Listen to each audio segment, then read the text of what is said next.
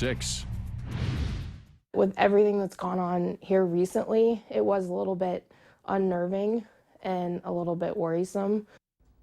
A 6-hour standoff in West Fargo, followed by reports of shots fired in South Fargo in the same day, in a community still healing from the shooting death of a Fargo police officer, has many on edge.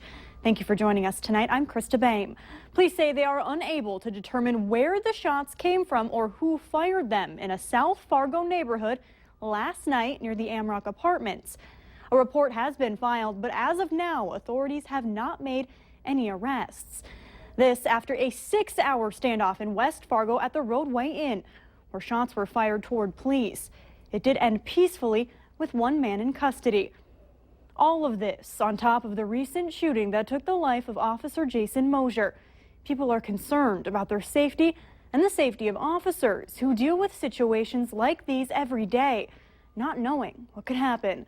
Valley News Team's Giovanna Simic has our story.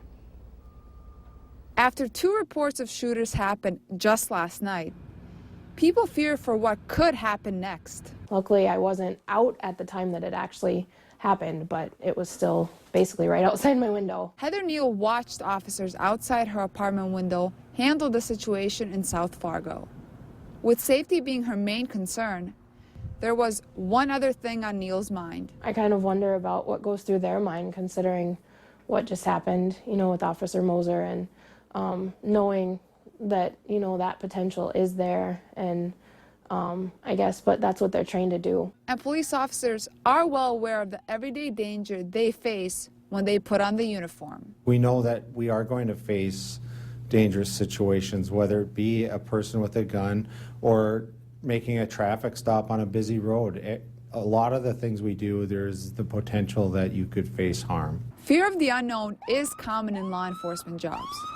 But being patient and having as much information as possible helps officers get over that fear. The unknown might be a little scary, but again, we rely on our training. We're oftentimes either formulating a plan and following it, or we're merely reacting, and you don't have time to necessarily be scared. A month ago, Fargo police lost a fellow brother. And while what happened will always be on their minds, they know they need to focus on the job in front of them. We're never going to forget how that happened. But again, you're so focused on the moment at the time that the incident's occurring that you usually block out everything else and just all your attention's focused to what's in front of you and what you need to do at that time. In Fargo, Giovanna Simic, Valley News Live. Fargo police urge the public, if you see something, to say something. That makes their job safer and easier too. As officers responded to the report of gunshots last night, just a few blocks away, others responded to a man threatening people at a hotel with a knife. But police say the 2 incidents are not related. 23-year-old Adan Muhammad of Fargo was arrested for terrorizing and possession of paraphernalia. Police were called to the Vista Inn and Suites around 10:30 last night, where witnesses say Muhammad was threatening someone at the bar with a knife. Police say he appeared to be intoxicated and no one was injured. Now to our weather, we're just hours away from the official start of spring, but it's not feeling quite spring-like out there yet.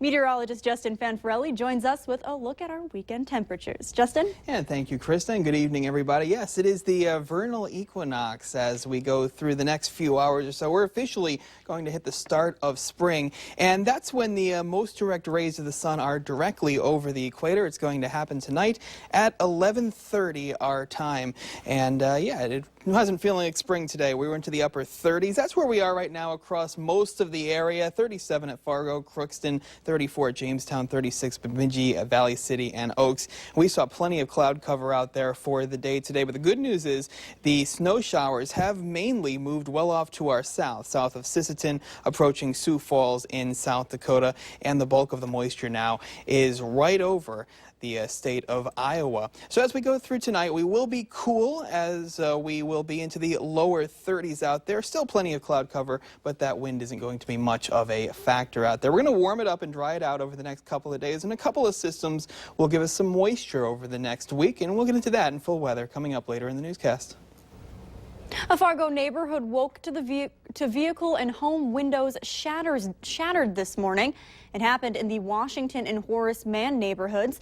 Police say they know of 7 cases and expect to receive more, which occurred during the night and early this morning.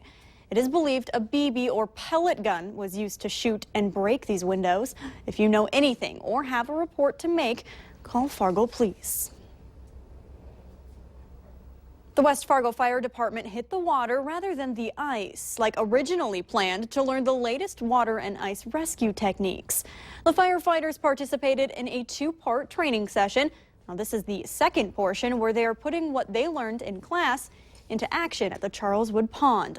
Firefighters practiced the static water technique for ponds and the swift water techniques for any body of water with a current.